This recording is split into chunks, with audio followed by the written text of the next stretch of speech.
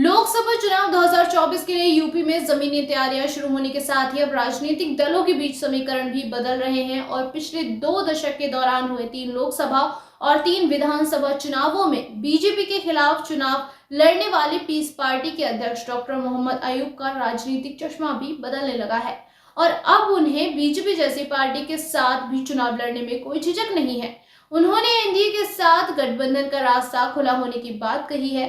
करीब 1.5 दशक के राजनीतिक सफर के बाद अब उन्हें इस बात का एहसास होने लगा है कि सपा, बसपा और कांग्रेस ने मुसलमान समुदाय को सिर्फ वोट बैंक के तौर पर इस्तेमाल किया है। उनका मानना है कि ये तीनों पार्टियां चुनाव में मुसलमानों का वोट लेती हैं, लेकिन जब सत्ता में आती हैं तो इस समाज को ना तो अपने साझेदार समझती हैं और ना ही उनकी परवाह करती हैं। मोहम्मद अयूब ने कहा है कि अगर उन्हें मौका मिला तो वो राज्य में एनडीए के साथ गठबंधन करने में नहीं हिचकिचाएंगे, जिसने मुसलमानों के साथ समान व्यवहार किया है।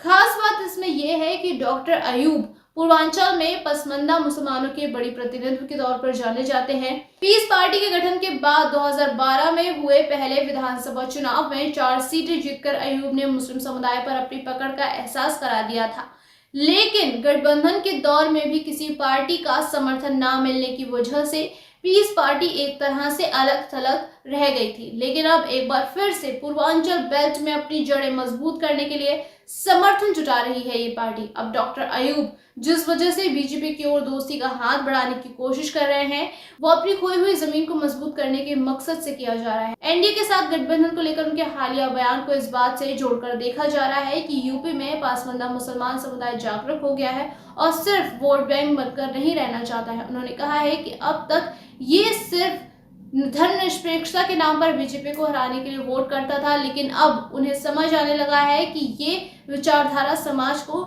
नुकसान पहुंचा रही है। उधर बीजेपी ने इस पर प्रतिक्रिया व्यक्त करते हुए इसे योगी और मोदी सरकार की नीतियों का असर बताया है, जो कि दूसरी पार्टियों को प्रभावित कर रहा है। इस पर अब बड़ा सवाल ये है कि क्या एनडीए मुस्लिम वोट को अपनी झोली में लाने के लिए पीस पार्टी को गठबंधन में शामिल करेगा, क्योंकि उसने पिछले किसी भी चुनाव में मुस्लिम नेतृत्व वाली पार्टी के साथ कोई भी गठबंधन नहीं किया है। रजक ने राज्य और आम चुनावों में पहले किसी मुस्लिम उम्मीदवार को टिकट भी नहीं दिया है। उत्तर प्रदेश की राजनीति की बात करें तो इसकी गतिशीलता बदलती रहती है और भाजपा के पसमानदा कार्ड के जोर ने भी राज्य के राजनीतिक गलियारों में चर्चा की हवा दे दी है। अभी के लिए फिलहाल इतना ही, जल्द वापस आएंगे तमाम जानकारियों के साथ। तब तक के लिए बने रहिए इन खबर पर।